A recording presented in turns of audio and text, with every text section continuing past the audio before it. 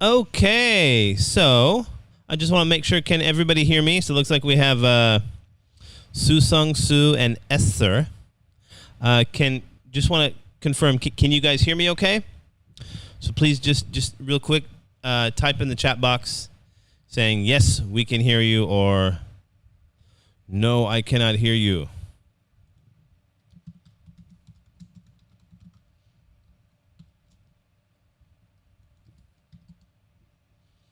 So just please let me know. So, what we're gonna do today, it's a continuation of what we talked about the past few weeks. Oh wow, looks like there's a big delay already. Okay, good. Su Sung Su said yes. Okay, all right. So today what we're gonna be doing. So this is class 9. Okay. Okay, good. So it looks like La Sether is here. Thank you. All right, so this is going to be this is the 9th class. And so we finished 8 weeks already of this study, and we have 2 more weeks left.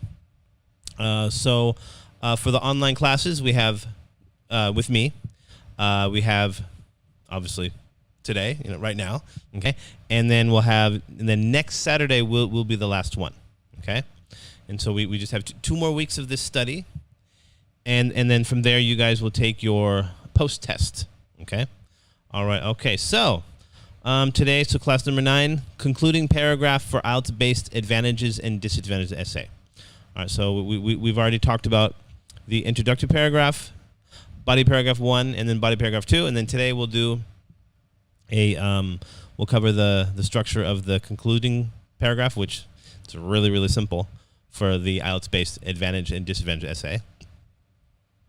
So let's go through what we're going to talk about for today's agenda. Okay.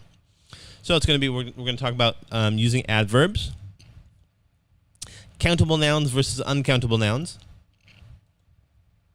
articles, and lastly, we're going to delve into IELTS-based advantage and disadvantage essays, talking specifically about the concluding paragraphs. All right, so yeah, I just wanted to stress that for what we're doing in this study, it's about preparing you for the IELTS test for the future, if you do want to take it. So the structure, it's different than a typical academic essay. So for example, if you're going to take the GED, and most of you are preparing for the GED, the structure is different from that. Okay, so what this course is, it's not to help you prepare for the GED test, but it's to help you to prepare for the entrance into a Thai university, and not only Thai university, but other universities around the world as well, where IELTS is accepted. So IELTS, it's probably one of the more widely accepted exams. And then so the structure is a little different. I know all the top universities in Thailand, they will accept this as will accept an IELTS score for entrance into their university. So all the major Thai universities that have an international program. So ranks it, we require it. We require a 5.5. I know Bangkok University, they require, I think, a 5.0. And then depending upon the university, anywhere from, they may require either a 6.5 or all the way down to a 5.0 for your IELTS score. So that's what this study is about. And also now Thailand, they've started adopting a policy of you have to take a standardized English test in order to graduate. Okay, I know where I work at Ranksat University International College, we require a 5.5 in order to graduate. Okay, other universities, I know that they may require maybe only a 5.0, but it is required I believe all universities now is to have all graduates in order to graduate. Prerequisite to graduate is to pass a standardized English test. Okay, and then so what this course does is it is I give you step-by-step instructions on how to write an IELTS-based essay, whether it be this study. It's been focusing on opinion-based essays and then also advantages and disadvantages essays. I would say that a lot of the time when you take an IELTS test, it's going to be an opinion question, an opinion essay, but not always. Okay, so there are a few different, like 5 or 6 different essay types for IELTS. They have opinion, advantage, disadvantage. They have like problem, solution, discussion, to answer. So what this study does, it will help you prepare for the opinion and advantage and disadvantage essay. Okay, and then if you guys want to continue next term, I'm going to continue this study in January. Then what we're going to do is we're going to cover different tests. So we're going to, or the different IELTS writing tests. So we're going to cover the problem and solution, and then problem and solution IELTS essay, and then the discussion IELTS essay. All right. So again, if you guys want to join next term, by all means, please join. Because not only this, I really want to help you guys with your English and develop your writing so that you can enter university. But this is also part of my PhD dissertation at Thammasat. So not only I'm helping you, but if you guys join my study, you're also helping me. Okay? So yeah, if you want to join, please let me know. Okay. All right. So let's get going here. Okay. So who can tell me what are adverbs? What are adverbs? Maybe only a delay maybe about 10 seconds. Are you also planning to do TOEFL? I may in the future. I could if you guys want me to. But for starting in January, I'm going to be doing the IELTS. Okay, because that's the part for my dissertation. But if you guys want me to do TOEFL, maybe in the summertime, next summer, I can definitely do that. Okay, but for the study from in January, it's probably going to go from middle of January until maybe about the end of March or beginning of April. It's going to be the IELTS. Okay. All right. So here we have. Okay, good. We have some new people here. Okay. So it modifies the verb. Oh, very nice. Yeah, modifies or describes the verb. Very nice. Okay, good. Looks like all of you are pretty well versed on adverbs. Good. Okay. So here's what we have here. So when an adverb modifies a verb, it tells us how, when, where, why, how often, or how much the action is performed. Here are some examples of adverbs modifying verbs. So how, so he ran quickly. Okay, that describes how he ran. When, he ran yesterday. Okay, gives us a date. Where, he ran here. So that gives us a location. How often, he ran daily. Okay. And how much, he ran fastest. Okay, all right, good. So now let's keep going here. Okay, so now I want you guys to tell me. Okay, so while I read this, I want you to tell me which answer is correct. A, B, C, or D. Okay, so it says, which of these adverbs is an adverb of time? What do you think? Is it A, B, C, or D? What do you guys think? A. Okay, yeah, that's pretty easy. So na Agnes was the first one here. Okay, all right, good. Yeah. So these first questions about the adverbs, this is going to be like a little warm up for you guys. Next, which of these adverbs tells you how something happened? What do you think? Is it? Okay, good. All of you. So na Agnes, Su Sung Su, Lucia, I Hanin, Pew, Lowin, Powin, they all got A. So now how about for this one? Okay. So I guess maybe Su Sung Su, you said A for the second one.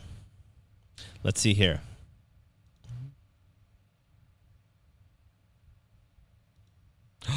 Carefully. Yes. So what it's talking about is how tells us how something happened. Okay, or how you did something would be carefully. Okay, like you say like, oh, I carefully completed my homework. All right, good. All right, we got about 7 people here now. Not so bad for the beginning. Let's try to get up to 20 today, okay? And I know a lot of you watch don't watch this class live. You might watch this on, after the fact, because I know it's Saturday night, maybe party night. I don't know. I'm an old man, so I don't do that anymore. But okay, so here we go. Next one. Okay, which of these adverbs tells you where something happened? So is it regularly, warmly, happily, or outside? Which of these adverbs tells you where? So where meaning a location. So good. Su Sung Su says D. Na Agnes said C, outside. Oh, outside it's D. Here we go. Let's see here. Okay, D, outside. Very nice. Okay. It's okay. It's okay. Not Agnes. Okay, next one. Here we go. Okay, which of these sentences does not contain an adverb? So which one has no adverb?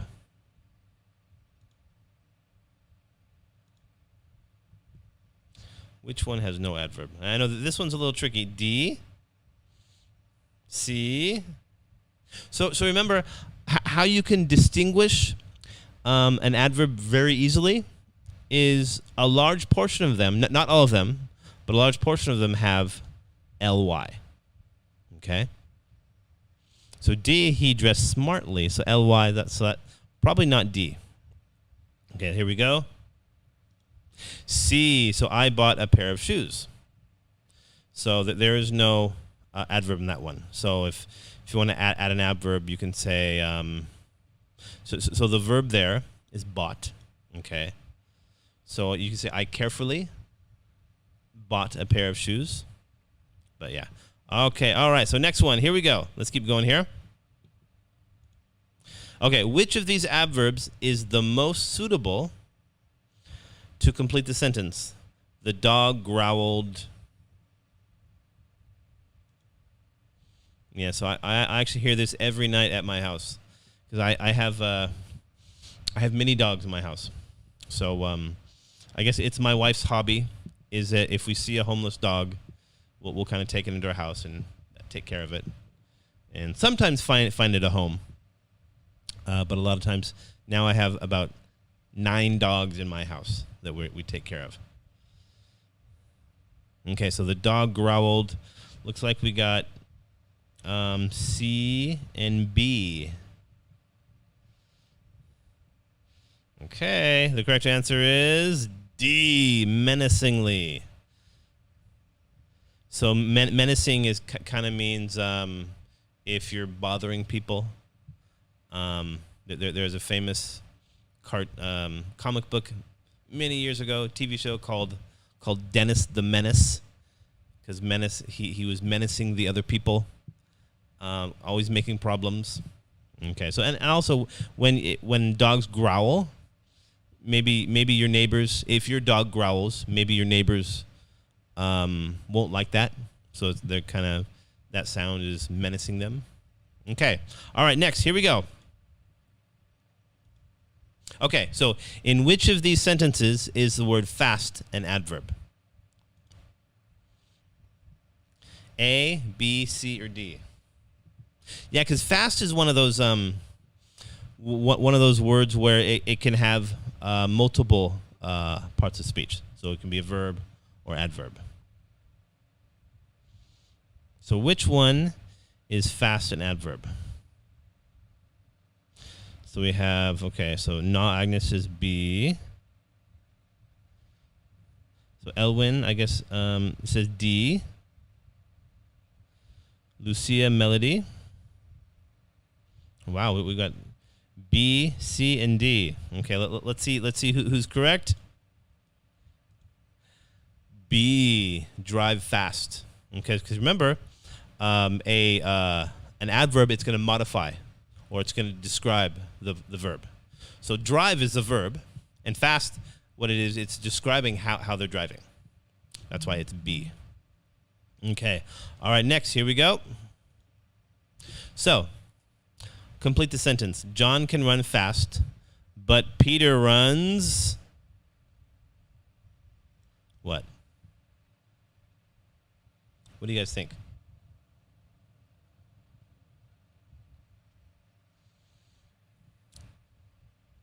A. So we got two A's. Not sure if I and in, if that was for this one or the last one. Okay, let's see here. Faster. So John can run fast, but Peter runs faster. Okay, so again, they're describing how Peter runs. Oh no. So Cherry said C. No, it's not C. Fast. So John runs fast. Peter runs faster. Okay, all right, here we go. Next one. So I used to live near the office, but my new flat is even...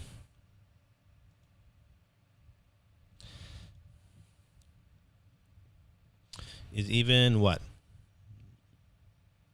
In this case, flat is talking about an apartment. So that's British English for apartment. Okay, so Lucia, and maybe so Lucia, Susang Su Na said B. Okay, let's see.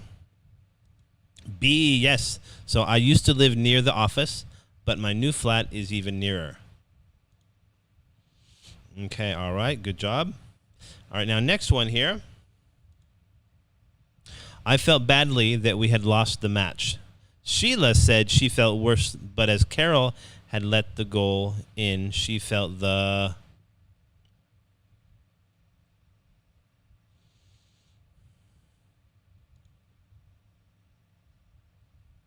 So this maybe you guys remember from the comparative and superlative practice we did a couple weeks ago. It looks like hopefully everybody remembers that one.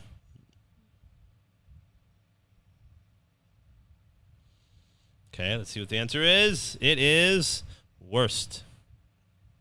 So remember, it's bad, worse, or worst. Not worser. So some people say worser, okay? But no, it's not correct. Okay, next one. Here we go. Marie sings beautifully, but Claire sings...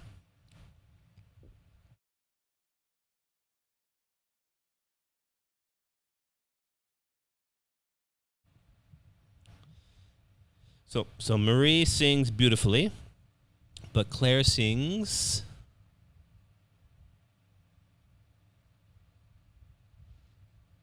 So is that... Elwin says C, more beautifuling. And then I and Lucia says B, which is more beautifully. Cherry, beautifully, or more beautifully. Let's see what the correct answer is. More beautifully. Okay, so these other ones, beautifuler, that's never used. That's not English.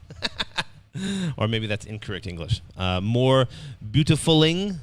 Beautifuling, I have never used that word before.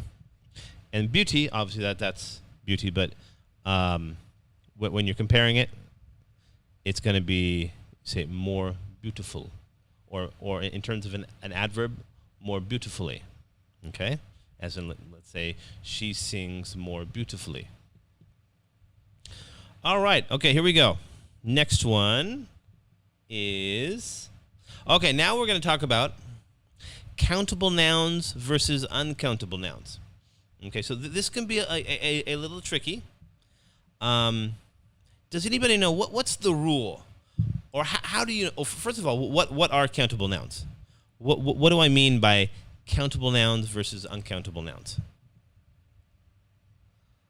So in the chat box real quick, can you type tell me what do I mean by countable nouns versus uncountable nouns?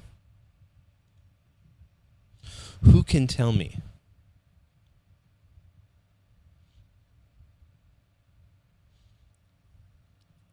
What does that mean? Countable nouns and uncountable nouns.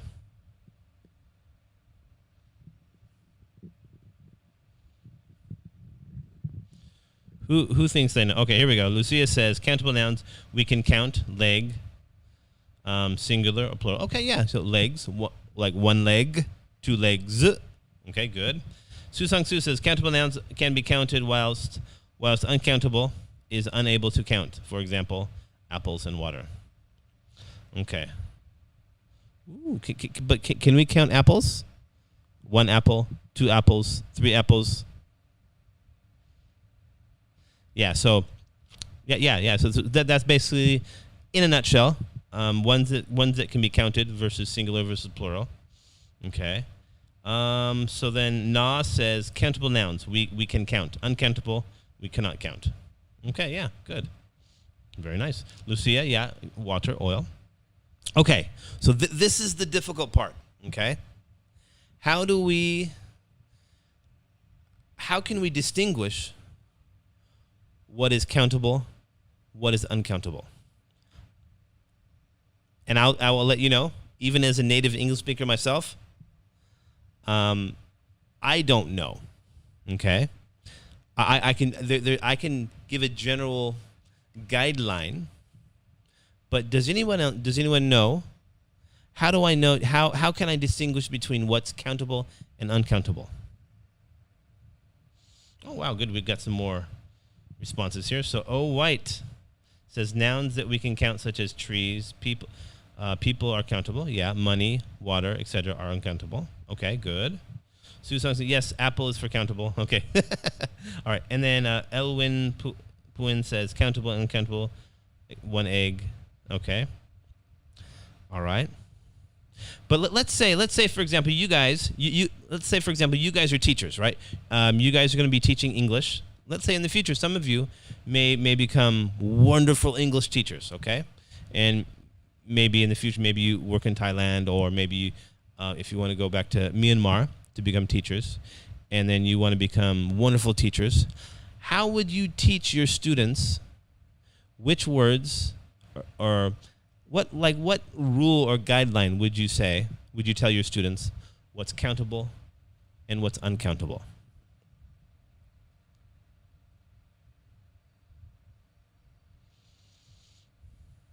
What do you think? So Su Sang Su says, actually, we did count money, but as I had learnt so far, money is So like it's kind of strange. If you say money, uncountable, but coins, 1 coin, 2 coins, 3 coins, that's countable.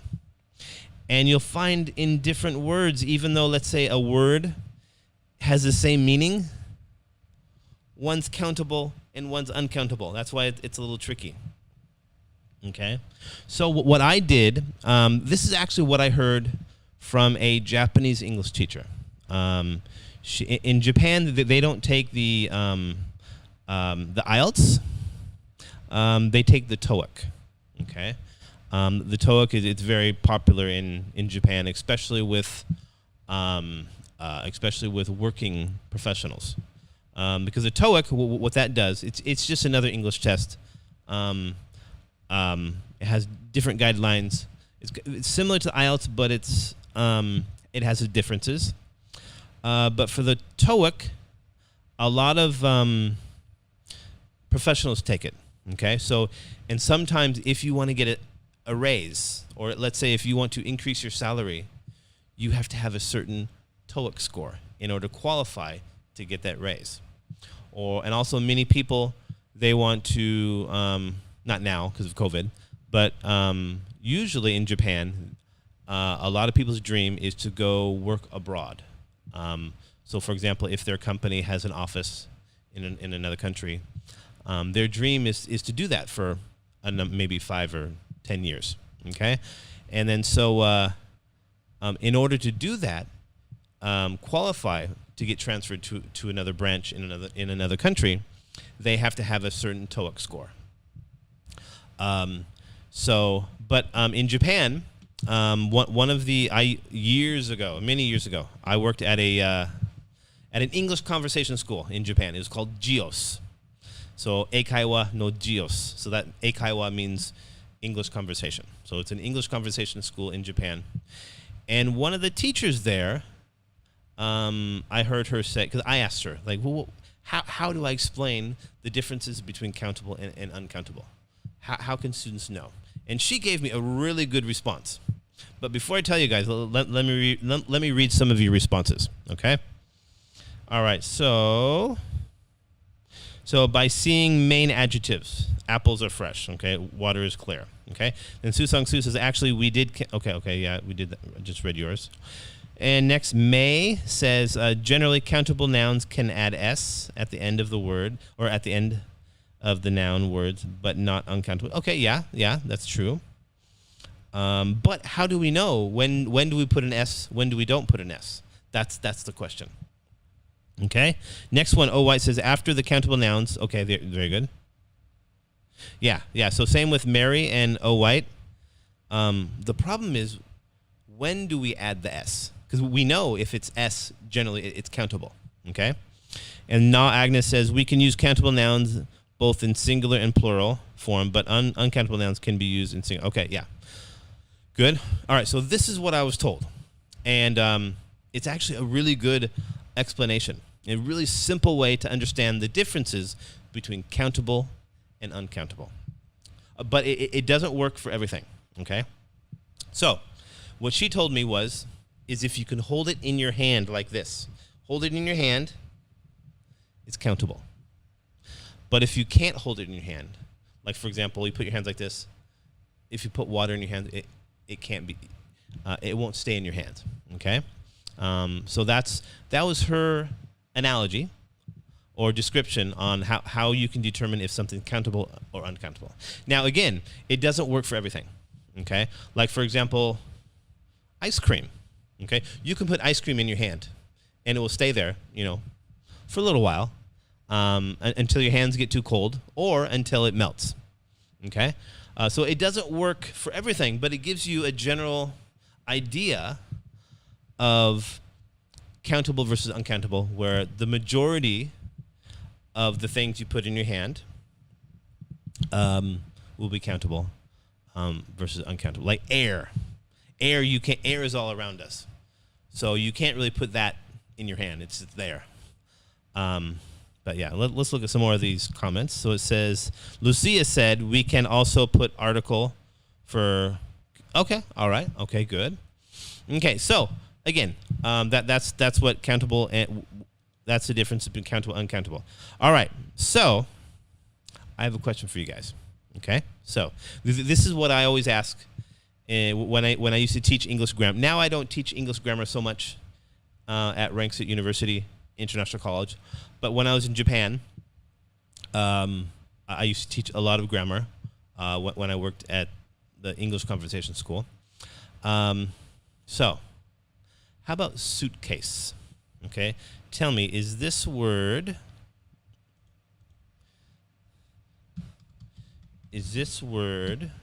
countable or uncountable? What do you guys think? Suitcase.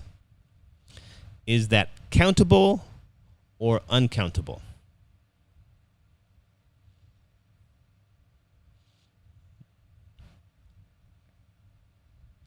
What do you guys think? Countable or uncountable?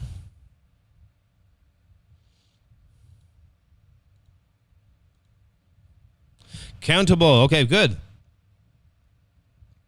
All right. Su Song Su, Lucia said countable. Good. Now, next one here. How about this one?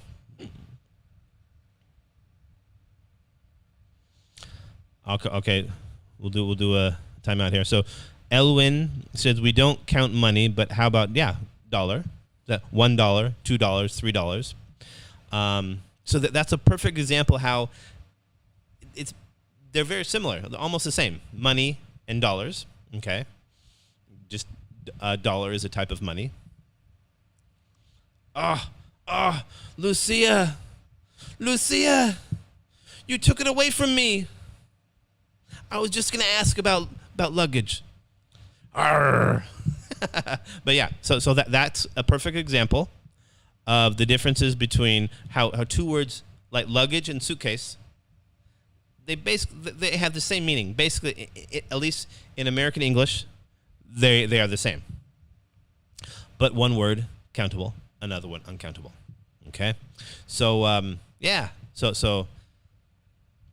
So Lucia, you must be very intelligent because you are the first person to beat me to introduce it. But yeah, very very nice. Okay, all right. So just to let you know, is that the general how I look at it, the general rule is if you put something in your hands, it's countable. If you can't put it in your hands, uncountable. But then of course, that rule doesn't always work. Okay, so then in other cases it's case by case. Okay, all right. Why are they different? Susang Su says, why are they different? Okay, so this is what I used to say when I was in Japan teaching English. If I didn't know the answer, I could just say case by case, and it's basically just saying I don't know why it's that way, but it's just that way. How certain words were adopted, and how they're used today. So even me, I don't understand why it's suitcase is countable, and then luggage is uncountable. So I don't know why it's that way. It's just that way. You're always going to have, in terms of English grammar, or I think grammar, in many different languages. Although I've only studied English and Japanese. You're like, for example, in English, both English and in Japanese, you're going to have let's say verbs. Okay, there's always going to be one section called irregular verbs. And so they have they have another phrase in Japanese. It's called shoganai. So shoganai means it cannot be helped, or there's nothing you can do about it. That's just the way it is. All right, but again, it just takes practice with using countable and uncountable nouns. Even the most proficient student studying English, they're always going to make a mistake. Just a small mistake, determining countable versus uncountable noun. But okay, just takes practice makes perfect. All right, okay, here we go.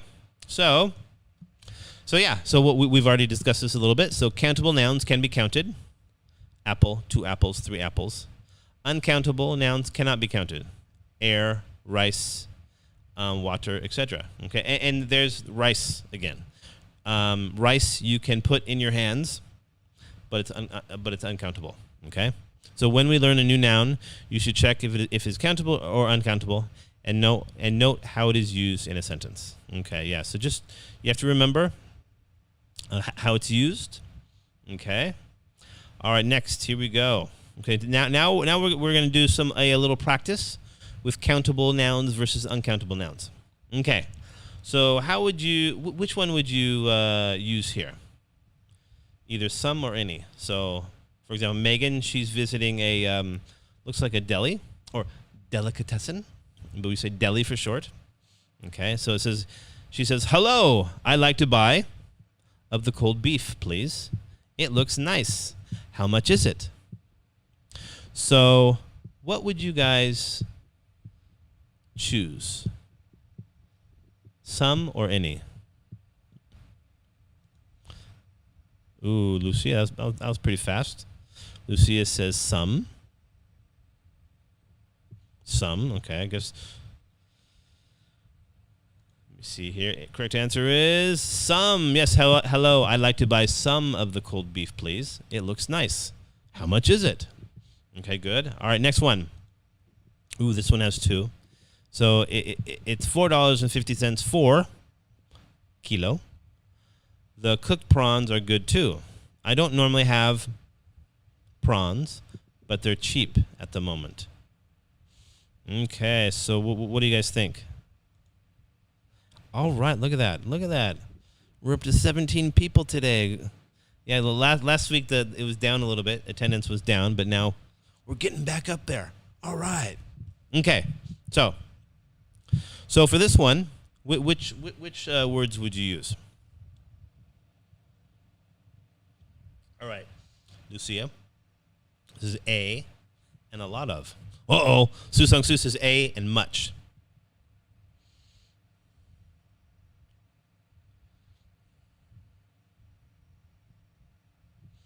Okay, let me see here.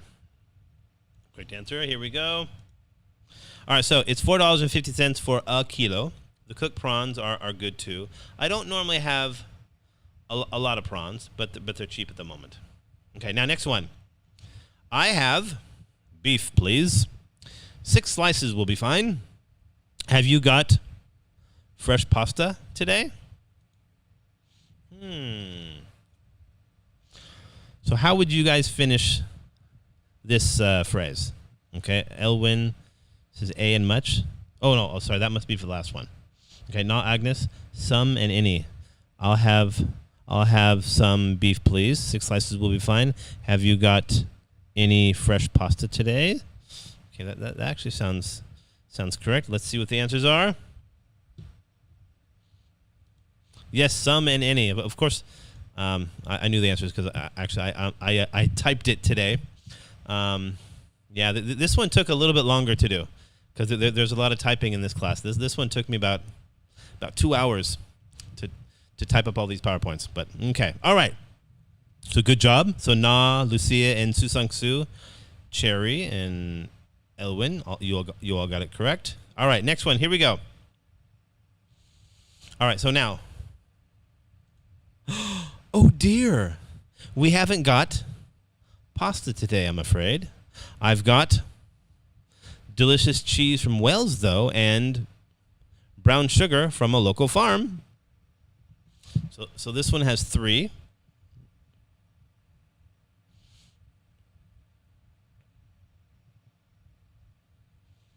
So what do you guys think?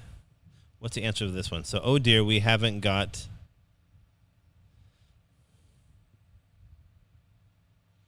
much. So it looks like all 2 of you, Lucia and Na, Agnes, together.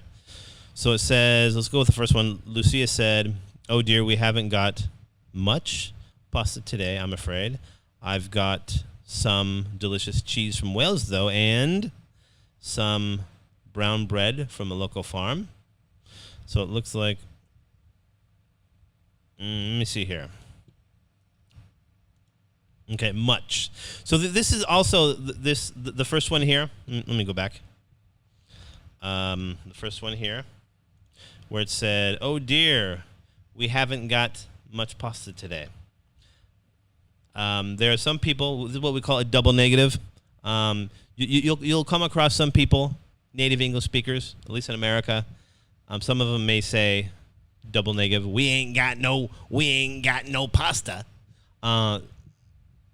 It's not correct English, but there are some people in America that, and also in some English-speaking countries, they say that, but it doesn't sound very. It's not. It's incorrect, and also it doesn't sound very. How should I put it? Educated. But yeah, you will come across that. Some people will use a double negative, like that don't make no sense. Okay, it's even though it's incorrect. Some people, maybe from the countryside, may say it, but it is incorrect. Okay, and also if you watch maybe some old movies, you English-speaking movies, you may hear that. Okay, next, here we go. Okay, yeah, so that one. Next one. The bread looks nice too. I'd like to buy. Can I have loaf, please? And can I try cheese? Okay. So, what do you guys think? So this one has another with 3 answers here. Let's see how many people we have here. Uh-oh, now we're down to 11. Some people left. Okay. So, the bread looks nice too. I'd like to buy... Okay, so Lucia says some. I'd like to buy some. Can I have a loaf, please? And can I try some cheese? Okay, that sounds... Okay, so it looks like Lucia, Na, and Susang Su, you all have the same answer. Probably correct. Some, A, and loaf. Yeah, so just in case, if you guys don't know, loaf means, let me say, a loaf of bread. So when you buy a big thing like this of bread, we call it a loaf of bread. Okay, or sometimes we'll just say a loaf. Okay, like, can I get a loaf, please? All right, now, of course you can. Is there anything else? I haven't got eggs today, I'm afraid. There are only 2 left. Okay, so this one's a little easier, so there's only 1 here. So which one would you use? Would you use many or much?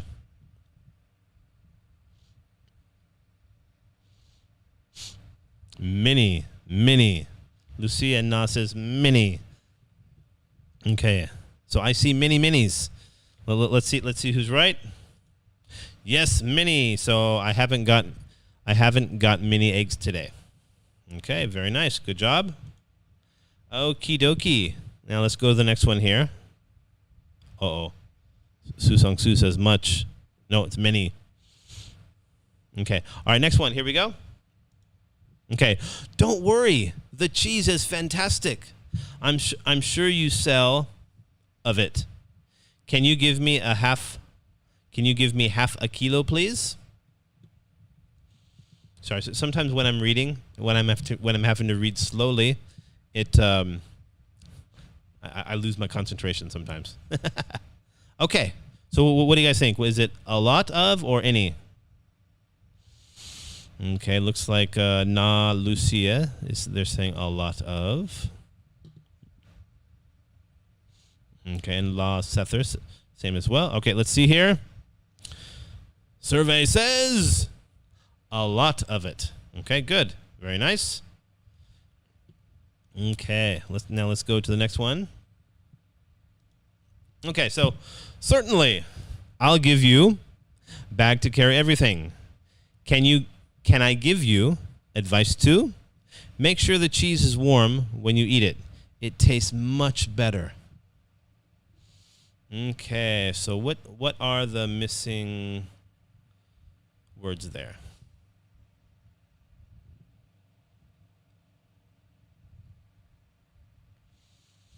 What are the missing ones?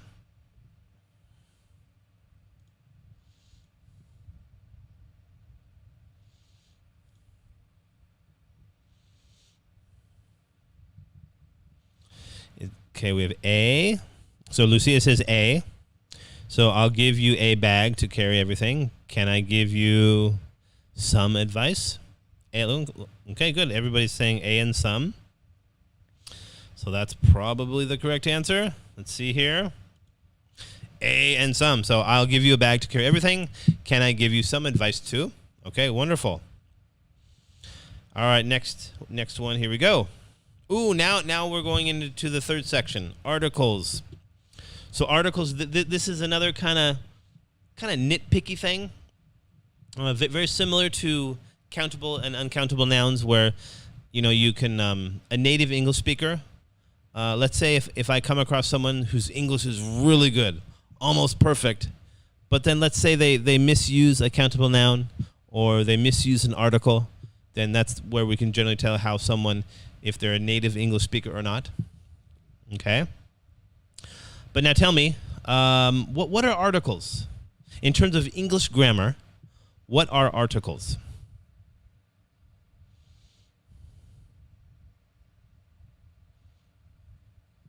Who can tell me what are English articles? And I'm not talking about a newspaper article. Okay, I'm talking about English grammar. Does anybody know what articles are for grammar? Ah, there we go. Not Agnes. Good. So a, an, and the. Okay. So let's see what it says. Okay. So English has two articles, the and a and that, or a and an. So the is used to refer to a specific or particular noun. A and an is used to modify a non-specific or non-particular nouns.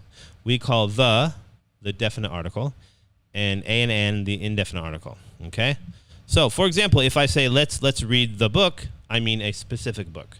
If I say let's read a book, I mean any book rather than a specific book. So if I say let's read a book, then what I'm saying is, oh, please choose a book and let's read. But if I say, oh, let's read the book, it means I'm specifying which actual book to read, whether it be an English book or history book. Okay. So again, this is another thing where it's not that, in terms of communication, it's not that big of a deal. Like, for example, if I'm talking to somebody, and let's say if they misuse an article where they don't use the word the, or they put a or an, for communication, it's not that big of a deal. Okay, but it is when you're talking to someone, and if they misuse it, it is noticeable. And some people may, excuse me, actually it's not this way, it's that way. Okay. So it just takes practice. You have to get practice in order to where you can naturally understand when to use a, an, and the. Okay. Also, it varies sometimes for a different version of English. So, for example, you have British English and American English. Okay. So who can tell me with this word, let me type it here, which do you use?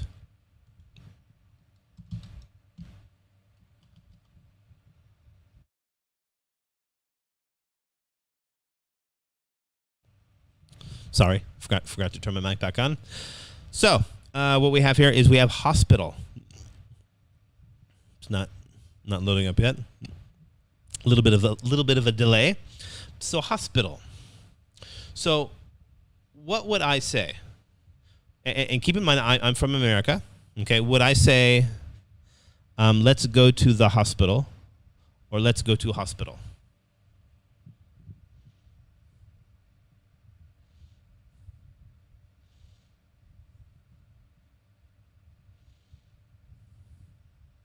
So, Lucia says definite article. So, the, okay. And a hospital. Su Sung Su says the hospital refers to specific hospital. Okay. So, actually, so Lucia said the hospital. Okay. So, here's the difference. I will say, let's go to the hospital. So, when I say the hospital, so, for example, there are, in this area, near the university, there are many hospitals. So I'm not specifying a certain hospital. I'm just saying a hospital. Okay. But the way it works in American English, we say, like Hanin Pew says, the hospital. But then British English, I've noticed they don't say the hospital. They just say hospital. Let's go to hospital. So that's one of the things you may find in the future when you're speaking with someone with a different, whether it be American English, British English, Canadian English, Australian English. And so this is also another course that I teach at Ranksat University about, I also teach the different variations of English. And this is what we call it. An umbrella name, we call it this here. We call it World Englishes. Okay, so don't let it mislead you. Okay, when it says World Englishes, it's not a plural noun, but what it's saying is it's a term we use to describe the different variations of English. Okay. And again, Lucia says articles make me confused most of the time. Okay, yeah. So again, it's not. I would say article. It's not that big of a deal for communication. All right, and even people who. So for example, I don't know if many of you know Arnold Schwarzenegger. He's a famous movie star in America, and then he also became a governor of California for a number of years. Even he's been living in America now for 30 years. Even now, sometimes he doesn't always use the correct articles. So it's not that big of a deal. But I would say for your writing, whenever you're writing a standardized English test, whether it be your GED or your IELTS or a TOEIC, it's best to get it correct. So when you're using articles, okay. So make sure that you use vocabulary words that you're familiar with, and that you use articles correctly. But in terms of communication, it's not a big deal when you're talking to someone. Maybe let's say if they're a native English speaker, and let's say if you misuse an article, it's not a big deal. The only thing is that the native English speaker will understand. Oh, okay, this person, they're not a native English speaker. But in terms of understanding, it's not that big of a deal. But again, what we say in English, practice makes perfect. So that's what we're going to do now, is we're going to practice. Okay, so here we go. So you want to fill in the blank with either a, and, the, or X if there's no article. Okay, so Kate has been talking to customer who has just come into shop. Okay, so again, sometimes there can be more than one answer. Then if you have a different answer, it may change the meaning of the situation a little bit. But how would you finish this sentence? So Kate has been talking to a and the. Okay, so Lucia said a and the. So Kate has been talking to a customer who has just come into the shop. Okay, let me see here. Yes, okay, because what we're doing here is a customer, because we're not talking about any customer in particular. But the shop, we use the shop because we're talking about this specific shop that we're in. Ooh, Cherry says, Kate has been talking to the customer. So not the, because if you could say Kate was talking to the customer in the blue shirt, okay, then we're specifying which customer it was. Okay, all right. Next one, here we go. Okay, John uses internet a lot.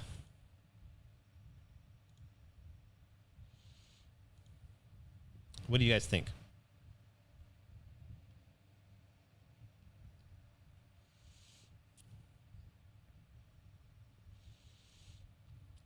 So John uses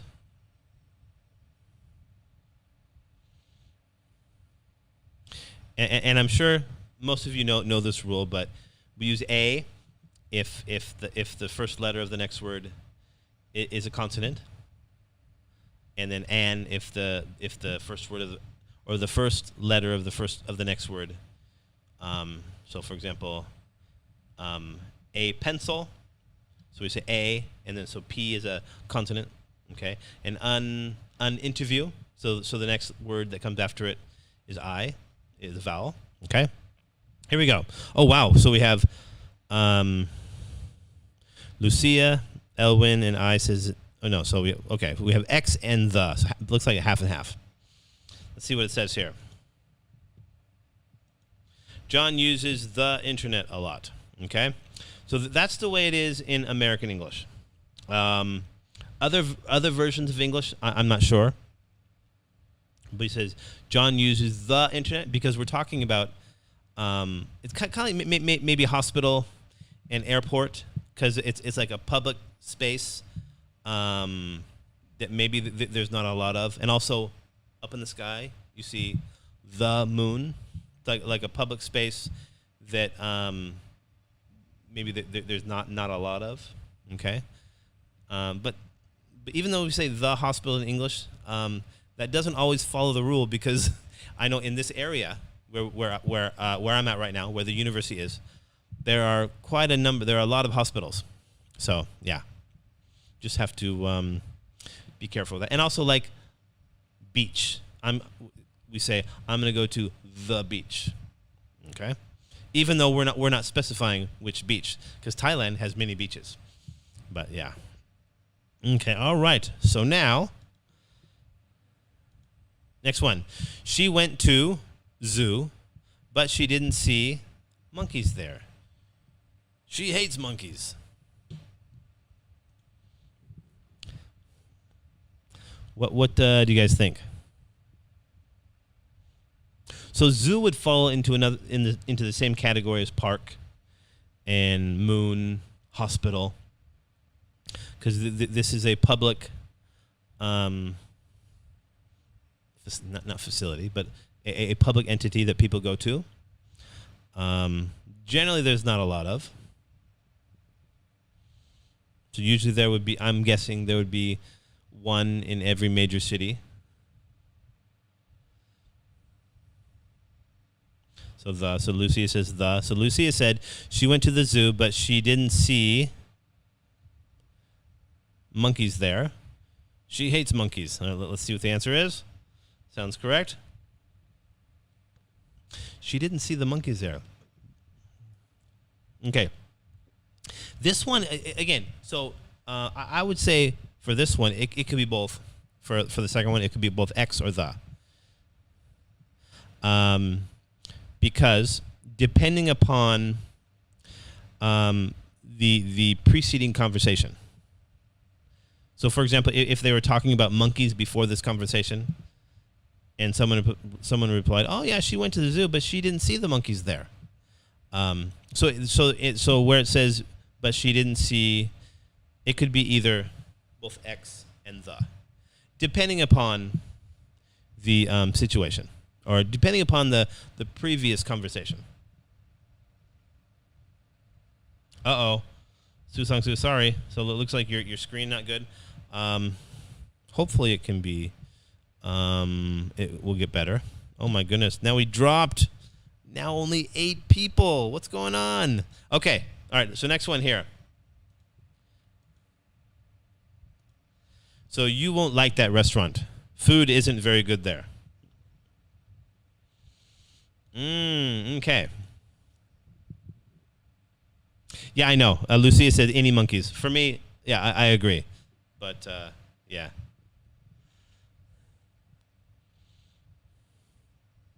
But any is not articles. So we're practicing articles here. Yeah, but I agree. She didn't see any monkeys there. It sounds more natural.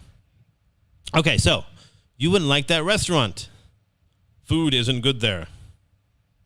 The food isn't good there. Okay. Good job. All right. Next one.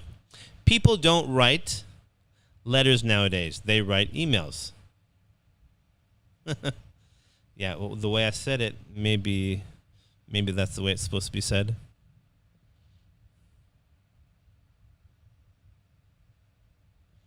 What did you guys think for this one? For these two,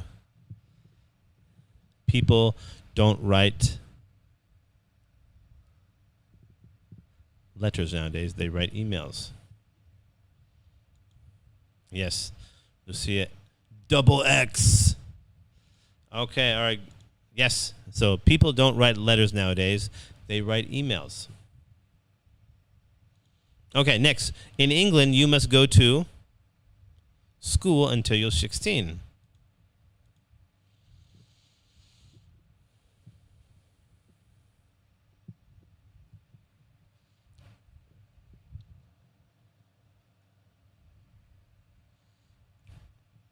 Ooh, Na says, in England, you must go to a school until you're 16.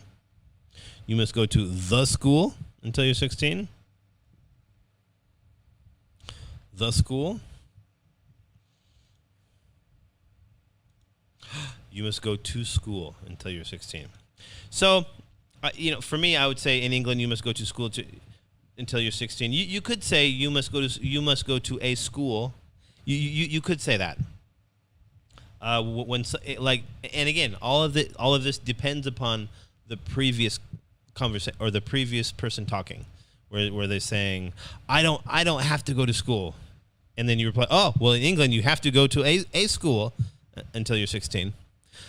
So the most natural would be no article, but you could say a. I wouldn't say the. Okay, all right. Okay, so now, because really, even though school, it is a public entity, but it's not. But there are a lot of schools. So, for example, compared to the beach, even though in Thailand there are many beaches, in a lot of countries there's not many beaches. So again, this is one of those things you just have to remember that even though it's a public place, in this situation, no article, versus other ones like the hospital, the beach, the airport. Okay. All right. Next one. Here we go. Well, Mary, here's first question, and it's easy one. Yeah, I know that's a little tricky. Sorry, Lucia. You just remember school. Usually no article. Like, for example, I say, oh, tomorrow I have to go, or on Monday I have to go to school. How about this one? Well, Mary, Lucia says, here's the first question, and it's an easy one. Lucia and Na both got the same answer. Okay, good. The and. So also Elwin got the same answer, and La, and then Cherry. Good. Very nice. Okay, next one. Ooh, there's 3 ones. Okay. Jerry works in office in center of London.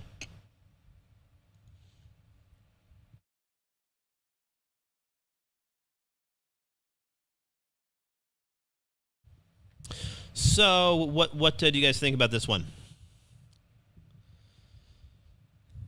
So Jerry works in. So this one, office, it's a public place, but there are many offices, right? So you probably wouldn't use the.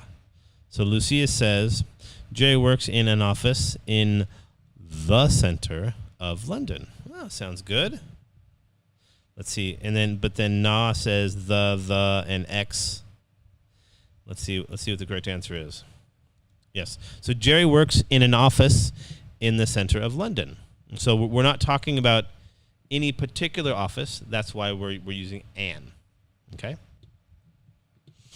Okay, next. Here we go. Next one. Okay. He lives in apartment in middle of Bronx. So this one is going to be a little tricky. Okay. Sorry about this. Sorry about this one in advance.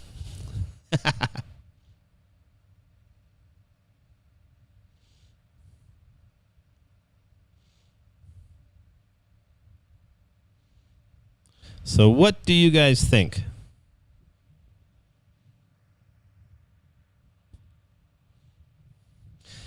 And the and X. Okay, here we go.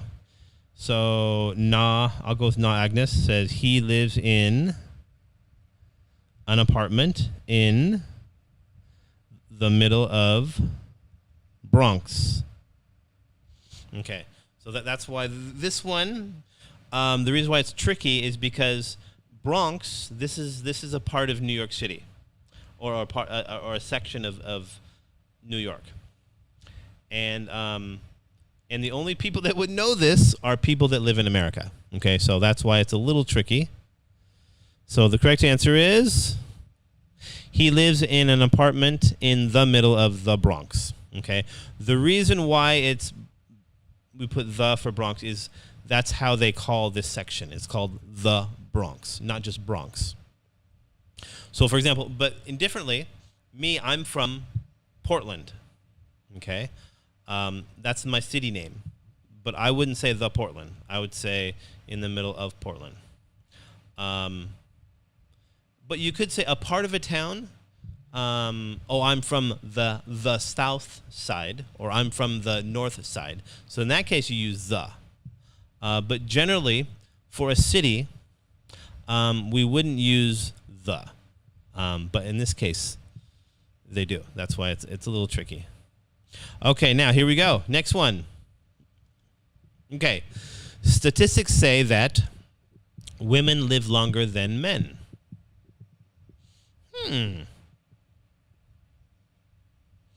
So that one actually, the way I read it sounds correct. But what do you guys think?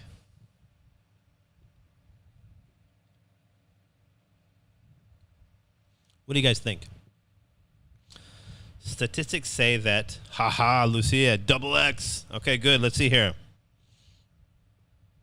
Yes, so statistics say that women live longer than men.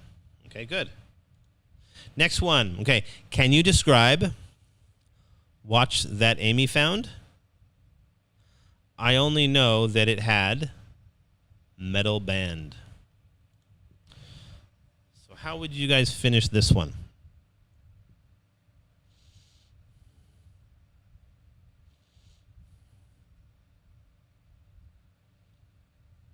AA. So Elwin says AA. So can you describe a watch that Amy found?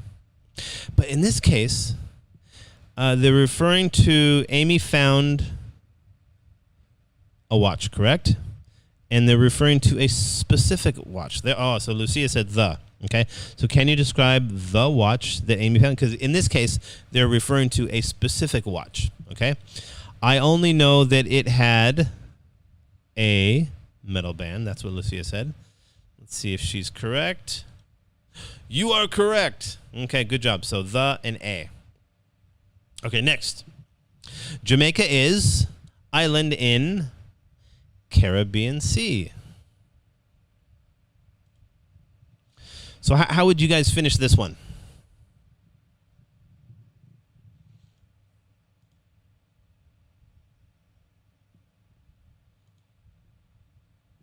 Okay, so Na says Jamaica is an island in the Caribbean Sea.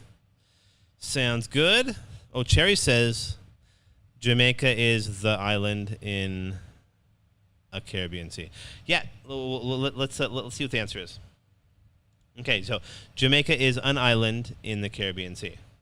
So, if you were talking about Jamaica being the only island in the Caribbean Sea, then you'd use the word the. But since there are other islands there, that's why we use an. Okay? All right, next one. Here we go. He chose school that has best teachers. All right, so how would you guys finish that sentence? He chose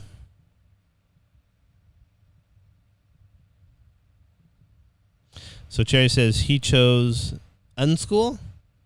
Or was that for the previous one? That has the best teachers. So let's see what the answer is here. So he chose a school that has the best teachers. Okay. So remember the rule between using a and an. Okay. So if the word after the article, if it begins with a consonant, you're gonna use a. Okay. So you look at school, it starts with an S. That's why you use a. Okay. But if the word after the article, if it starts with a vowel, let's say the word interview, then we say uninterview. Okay. All right, so here we go. Next one. Okay, I saw an interesting documentary on TV other day. So how would you guys finish that sentence?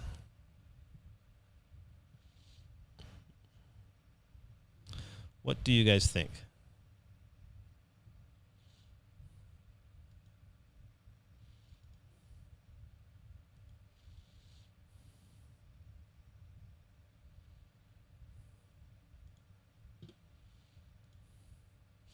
Okay, I saw an uninteresting documentary on TV The other day. Oh, very good. Na Agnes. Okay, all right, good job. All right, now, I don't like museums. I never go to them when I'm in London. I don't like museums. I never go to any of them when I'm in London. Okay, that sounds kind of correct the way I said it.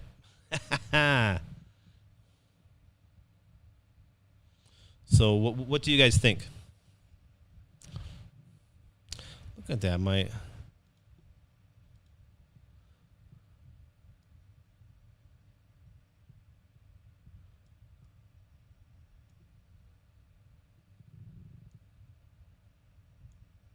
that's why.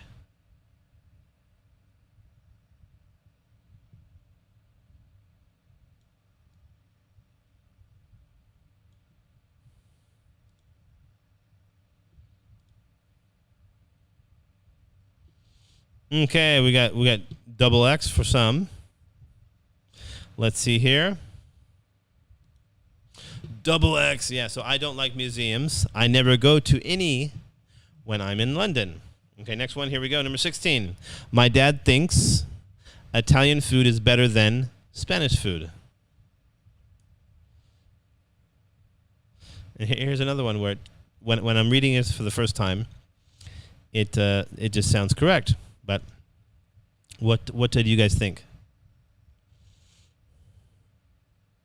My dad thinks Italian food is better than Spanish food. Well, I think it's a double X. Yes. Okay. All right. Next one. I like coffee, but I don't like coffee they make at office. Okay. So this one's definitely not. Well, when I say that, it sounds like I'm a caveman. I like coffee, but I don't like coffee they make at office. Okay. Yeah, sorry about Lucia. Maybe this happens sometimes. There's a delay a little bit for the answers. Okay. But the delay is not. It's only about maybe 10 seconds. But I remember when I first started teaching online. Oh gosh, when COVID started, maybe a year and a half ago. I mean, the delay sometimes was like 30 minutes. It was really bad. But since then, I think maybe the system, maybe the internet here at the university got better, and then also maybe on YouTube, it got a little more efficient. But yeah, 10 seconds, not so bad. Yeah, it used to be like 30 minutes. I'd ask a question, and I'd sit and wait here for 10 or 15 minutes, and then I'd give up, and I'd move on to the next question. Then someone would answer. Then I have to go back. So, yeah. Sorry about that. Okay, next. Here we go. Let's see here. So it says, I like coffee, but I don't like the coffee they make in the office. So, generally speaking, they're talking about coffee, so that's why there's an X. But when they're talking about which specific coffee, then that's when they use the. Okay. All right. Next one. Here we go. She has job in shop on Oxford Street.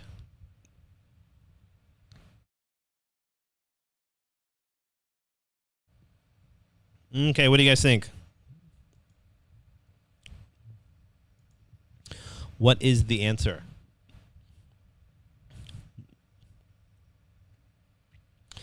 She has job in shop on Oxford Street.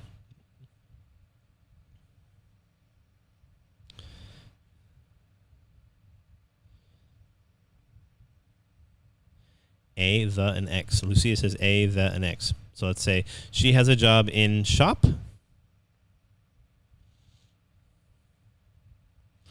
Let's see what the answer is. Ooh, so she has a job in a shop on Oxford Street. Okay, because what we're talking about is we're not talking about a specific shop yet. We're just saying, hey, there's a shop. She has a job there. That's what they're saying. But if they're talking about the shop over there, then that's when we use the. But when you're talking in general terms, we're going to use a or an. The is when it's more specific. Okay.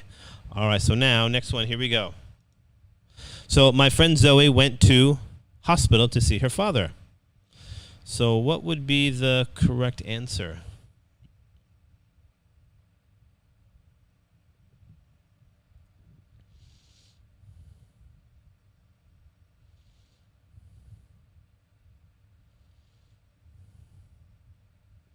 What do you guys think?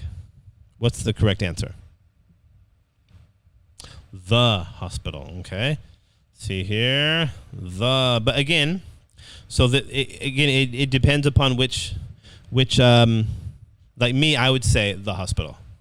But a British person might just say go to hospital. Okay. Okay. Next, here we go. Number 20. Larry went to bed very late last night.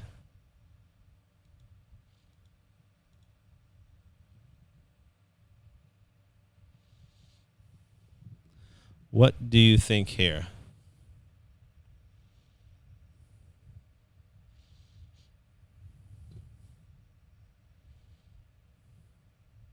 Larry went to bed very late last night. Yeah, X. Good. Good job. Almost done here with this section. Okay, now, she's looking for work, but at moment, she doesn't have job.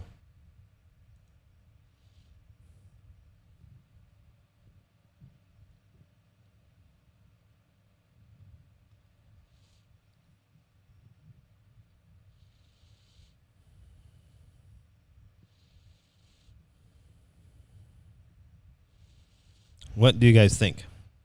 She's looking for work, but at moment, she doesn't have a job. Okay, so first one says she's looking for a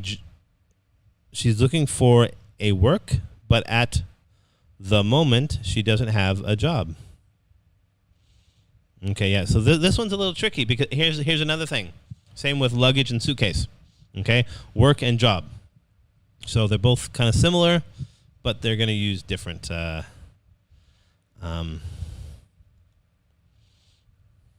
Maybe they'll use different articles. So she's looking for work, but at the moment she doesn't have a job. But let's say if you're saying she's looking for a job, okay. But if you're using work, you're not going to use an article, okay. So it's just one of those things where case by case, you just have to remember it. Okay, next. I have aunt in Sydney and few other relatives in New Zealand. So how would you guys finish that sentence?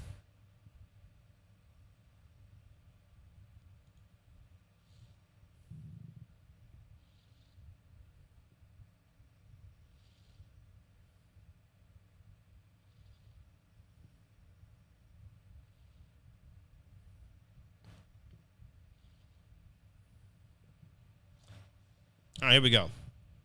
Na says, I have an aunt in Sydney and few other relatives in New Zealand. Now let's go with Lucia says, I have an aunt in Sydney and a few other relatives in New Zealand. Okay, all right, good, yeah. So, and it should be and a few other relatives in New Zealand. Okay, next one, here we go. I think we got about 2 more here. 3 more. So Jim wants to go to USA, but he hasn't got money for trip.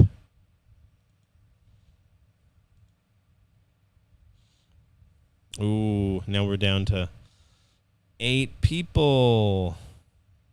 At one time we were up to 17, but nope. Gosh darn it. Okay.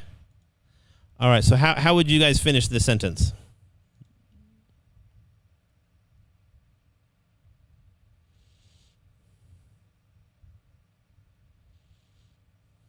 So Elwin says Jim wants to go to an USA, but he hasn't got. Let's see. A, money for the trip. And then Lucia says, Jim wants to go to USA. He hasn't got money for the trip. A trip. All right, let's see what the answer is.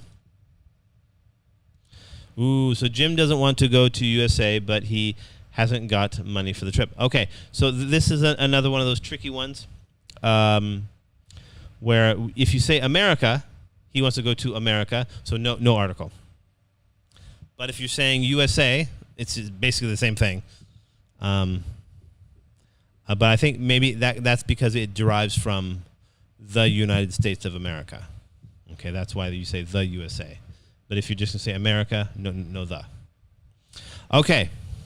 All right, so here we go. Number 24. Okay. Angela is looking for romantic holiday somewhere in South. So how would you guys finish that sentence?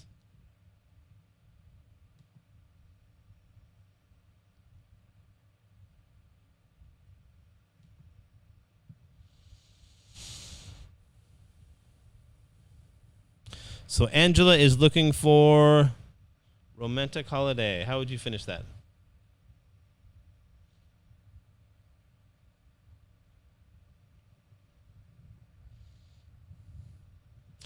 A romantic holiday somewhere in the South. Okay, good. Both Lucia and Elwin. Good job. Okay, all right. So this is the last one here. Number 25. The man went to prison because he had killed 2 women. Uh-oh. So what would you say for that one?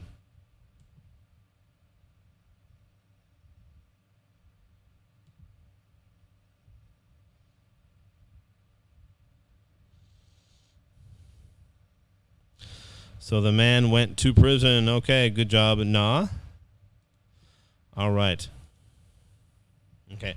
All right. So now what we're going to get into, we're going to talk about the last part for today, and we're going to talk about the IELTS-based advantage and disadvantage essay, talking specifically about the concluding paragraph. Okay.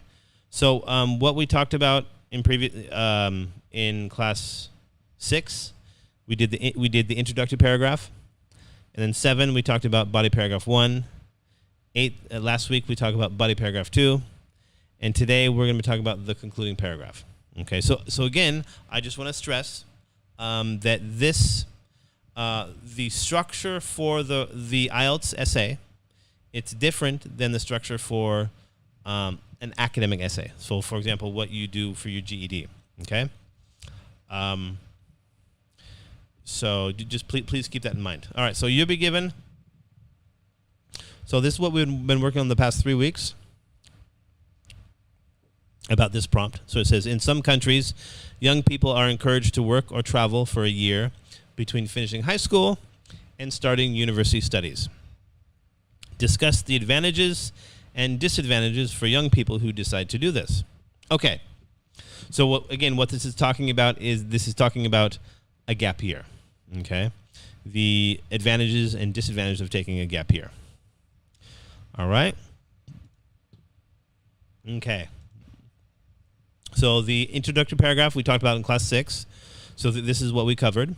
Okay, so it says, before embarking on college, many young people are advised that a year working or traveling may be a good option. This essay will suggest that experience gained and money saved are the biggest advantages of this, but delaying careers and reducing motivation to study are the primary disadvantages. Okay, so we talked about this in class 6. And in class 7, we went through body paragraph 1. Okay, so the main advantages of a gap year are learning more about the world and earning money. For students who have just finished secondary school, working or traveling for a year will allow them to learn what life is like outside of the education system. Also, third-level education is very expensive, and a lot of students decide to work for 12 months and save up money before they begin their studies. Okay.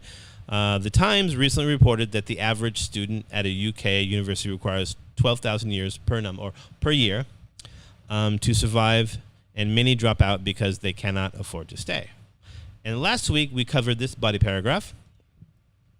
Despite these advantages, students lose a year that could have been used to advance their future careers, and they often get used to working or traveling and don't want to return to a life of study.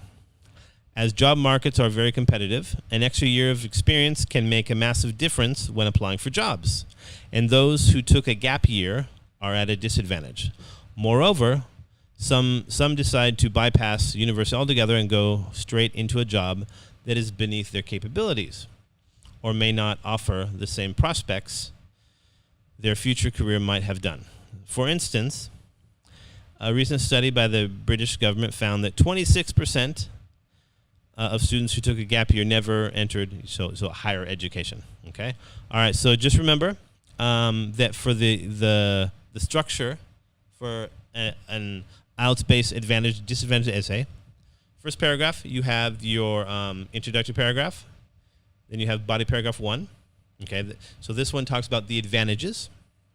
Body paragraph 2, disadvantages, and then the conclusion, what we're going to talk about next. Okay. All right. So now what we're going to do, we're going to talk about the concluding paragraph.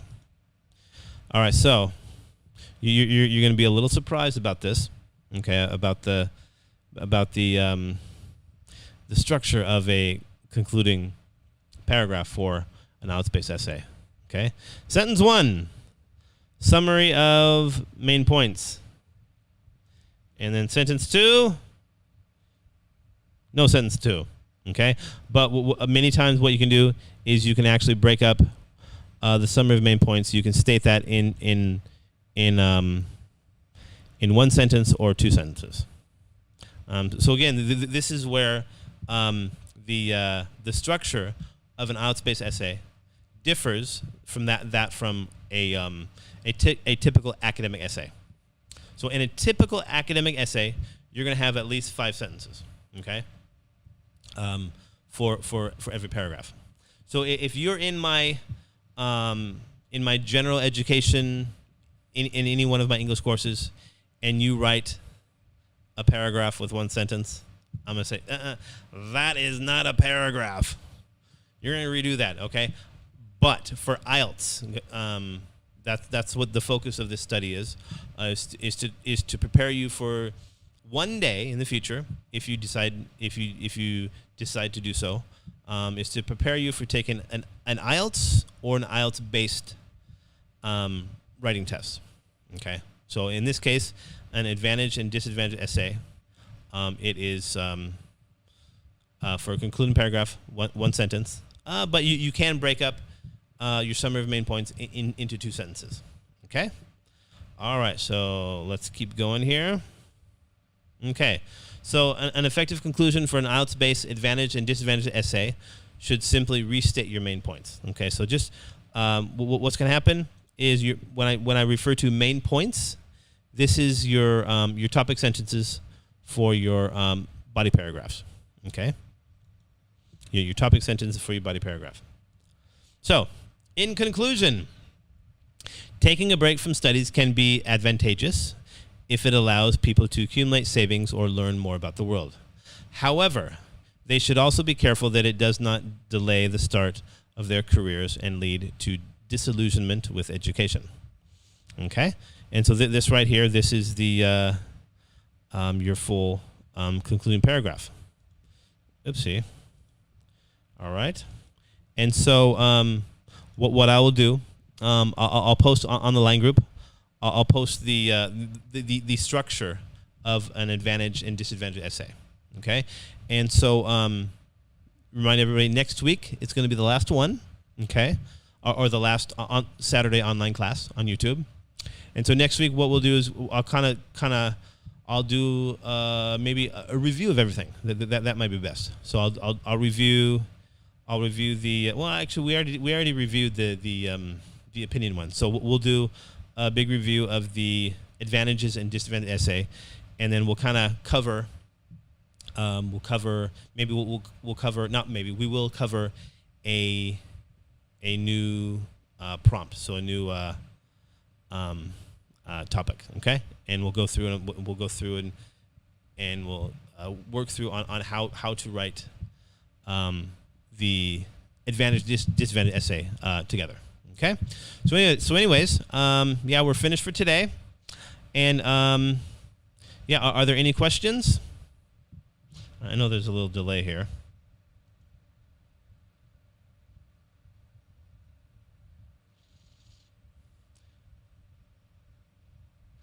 But yeah, there is a massive delay. I guess the delay got bigger. But do you guys have any questions?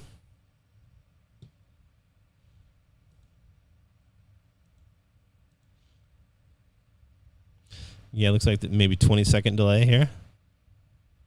Okay, so Lucia said thank you very much. Okay, all right, so I guess we're finished for today.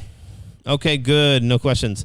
And yeah, and if you guys, again, I want to say for the last time, if you would like to change your mentor, please let me know, and then I'll do my best to make sure everybody's happy. Okay, all right, so see you next time. Okay, all righty, so bye-bye.